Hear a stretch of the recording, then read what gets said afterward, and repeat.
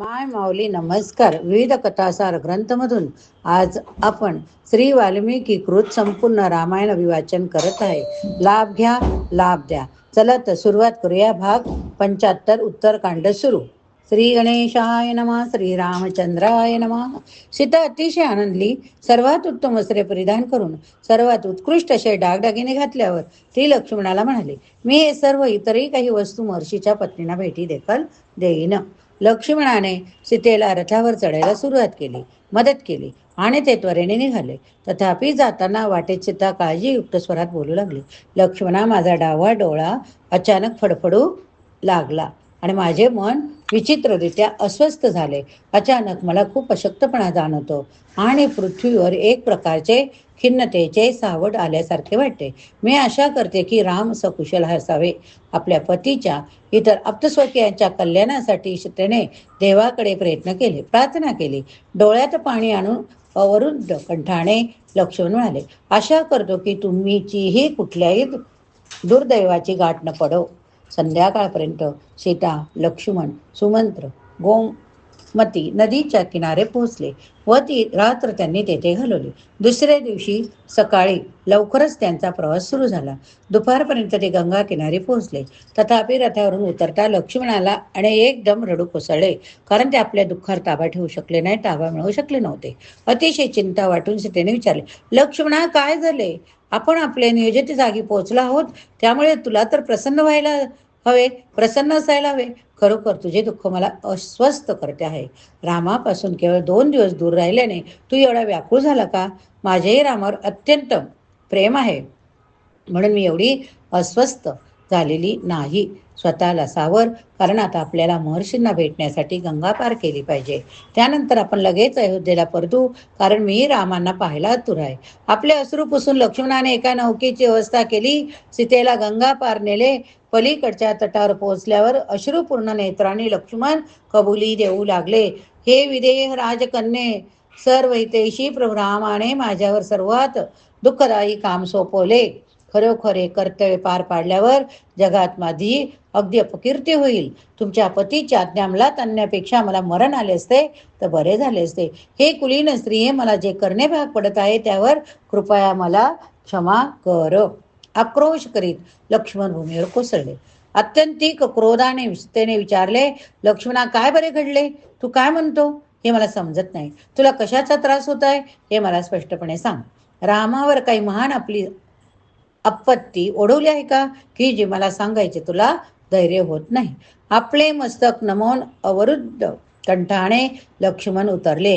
रामराज दरबारात बसले असताना आपल्यावर अनौचित्याचा आरोप करणाऱ्या अफवा संपूर्ण अयोध्येत पसरल्याचे त्यांच्या कानी आले. तुमचा पुन्हा स्वीकार केल्याने प्रत्येक ठिकाणी रामांना दूषण देण्यात येत आहे. ही जननिंदा त्यांना असह्य दुःख देते. हेच ते मला माहीत की तुम्ही निर्दोष आहात. रामांना हे माहीत आहे. इक्ष्वाकू कुळाची कीर्ती राखण्यासाठी रामांना तुमचा त्याग करणे भाग पडत आहे, म्हणून त्यांच्याबद्दल अपसमज करून घेऊ नका. हे विदेही राजकन्ये, धीर सोडू नका, कारण गंगा तटी वसलेल्या ब्रह्मर्षींचे आश्रम स्वर्गीय सुंदरतेने नटलेले आहे. तुम्ही महर्षी वाल्मिकींचा आश्रय घ्या, कारण तुमचे श्वशुर महाराज दशरथांचे चांगले स्नेही. अंतःकरणात नेहमी रामाचे चिंतन करा, त्यांच्या प्रती अतूट प्रेम ठेवा, भक्ती ठेवा. अशा तऱ्हेने जानकी तुम्हाला सर्वोच्च आनंदाची प्राप्ती होईल. आपले दुर्दैव कानी पडताच सीतेला भोवळ आली. ती भानावर आली तेव्हा करुण शोक करू लागली. आता माझ्या लक्षात येत आहे की माझे जीवन केवळ दुःख भोगण्यासाठीच आहे. पूर्वी मी असे कोणते बरे पाप केले होते? कोणत्या गरीब मुलीला विवाहात मी अडथळा आणला होता, म्हणून रामाने मला त्यागावे? मी निष्ठेने माझ्या पती पाठोपाठ वनवासात गेले, असंख्य कष्ट झेलूनही समाधानी राहिले. लक्ष्मणा, येथे मी एकटी कशी जीवित राहू शकेन?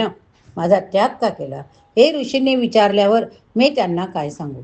मी काय पाप केले आहे? गंगेत उडी घेऊन मी आनंदाने माझे जीवन संपवेन, पण त्यामुळे रामाच्या कुळाचा अंत होईल.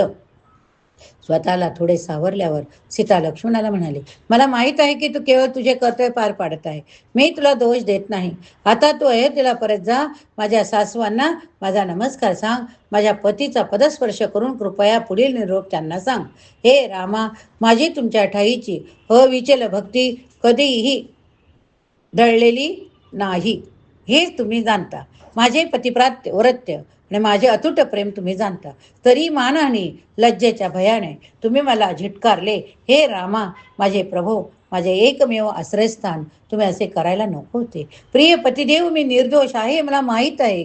त्यामुळे माझ्या दुर्दैवासाठी मी दुःख करणार नाही. एका पतिव्रता स्त्रीसाठी पती हाच परमेश्वर असतो. त्यामुळे तुम्ही मला जी आज्ञा कराल ती मी मान्य आज्ञा. जरी माझ्या आयुष्याचा त्याग करायचे असली तरी मी माझ्या कल्याणासाठीच असेल हे मला स्वीकारलेच पाहिजे. लक्ष्मणाने सीतेला प्रदक्षिणा घातली. गंगा पार करून ते पलीकडच्या तीरावर गेले. लक्ष्मण रथावर चढले तरी सीतेकडे शेवटचा कटाक्ष टाकण्यासाठी त्यांनी मान वळवली. त्याचप्रमाणे सीताई दूरवर ते दृष्टीआड होईपर्यंत दुःखाने लक्ष्मणाकडे बघत राहिली. त्यानंतर एकटीच आणि असुरक्षित अशी सीता जमिनीवर कोसळली व अनियंत्रितरित्या शोक करू लागले. दुःखग्रस्त लक्ष्मण म्हणाले, सुमंत्रा, आपल्या प्रिय पत्नीचा त्याग केल्याने रामांना आता काय भयानक दुःख सहन करावे लागेल. हाय, ज्याने राक्षसांना क्रोधाने संपवले त्यांच्यावरच दुष्ट नीतीने आपण आपला अंमल कसा गाजवावा. आपल्या पित्याच्या आज्ञेखातर वनवासात असताना त्यांनी जे दुःख भोगले त्यापेक्षा आता त्यांना जे दुःख होईल ते कितीतरी पट मोठे असेल. सुमंत्र उतरला, हे राजकुमारा, सीता किंवा राम यांच्या बाबत अतीव शोक करू नकोस. फार पूर्वी तुमच्या पिताश्रींना हे सांगितले गेले होते की एक दिवस रामांना आपल्या पत्नीचा त्याग करावा लागेल. उर्वरित जीवन विरह वेदना सहन करीत घालवावे लागेल. लक्ष्मणा, मी हे कुणाला सांगणार नाही असे वचन तुमच्या पित्याला दिले होते. तथापि रामाच्या दुर्दैवाबद्दल तुम्ही विचारणा करीत आहात म्हणून मी प्रत्येक गोष्ट तुम्हाला सांगतो. मी खरे तर महाराजांची आज्ञा पाळायला हवी, पण असे दिसते आहे की दैव हे बलवत्तर असते, कारण मला हे बोलण्याची तीव्र उर्मी जाणवत आहे. तथापि भरत वा शत्रुघ्न यांना यातले काही सांगू नका.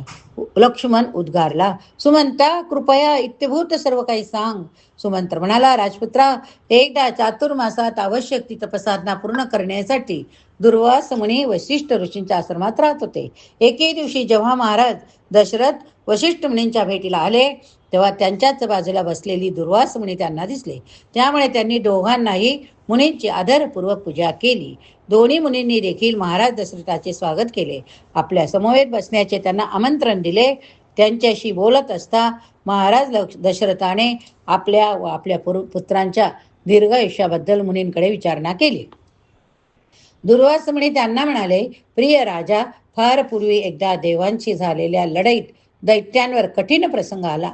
तेव्हा त्यांनी भृगु मुनींच्या पत्नीचा आश्रय घेतला, कारण त्यांना संरक्षण देण्याचे तिने पूर्वी वचन दिले होते.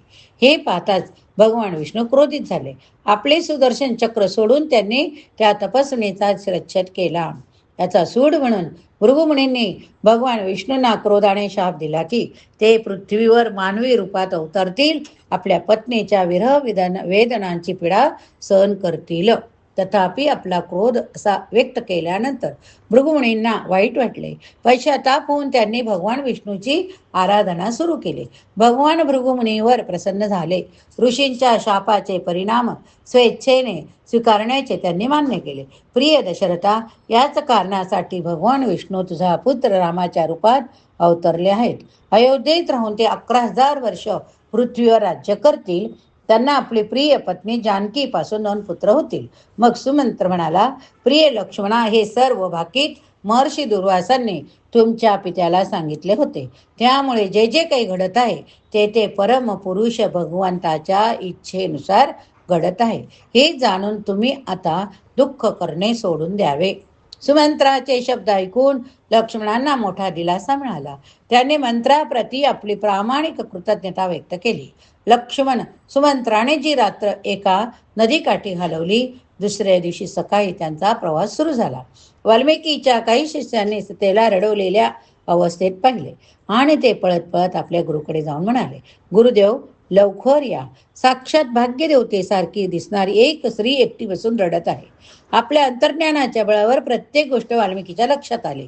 सर्व काही हिरावले गेलेली सीता बसली होती त्या ठिकाणी वाल्मिकी घाईघाईने गेले. ते ऋषी विनम्रपणे तिच्याजवळ गेले आणि म्हणाले, हे प्रभू रामचंद्राच्या निष्ठावंत स्त्रिये, हे जनक राजकन्ये, माझ्या तपस्येच्या बळावर त्रिलोकात जे काही घडले ते सर्व मी जाणतो. त्यामुळे तुझी दैना जाणू शकतो. कृपा करून भिवू नकोस. माझ्या आश्रमाजवळच काही तपस्विनीचा वास आहे. त्या आपल्या कन्येप्रमाणेच तुझी अतिशय प्रेमाने काळजी घेतील. आता कृपया माझ्यासमोर चल आणि तुझे नवीन घर आहे असे समज. वाल्मिकीने मग त्याला आश्रमात नेले. तपस्विनीच्या देखरेखीत तिला सोपवले. या ठिकाणी हा भाग संपवूया. पुढील भागात पुढील कथा श्रवण करूया. जर श्रवण केले असेल तर बोला जय श्रीराम व श्रीराम लिहायला विसरू नका. श्रीराम जय राम जय जय राम. श्रीराम जय राम जय जय राम. श्रीराम जय राम जय जय राम. श्रीराम जय राम जय जय राम.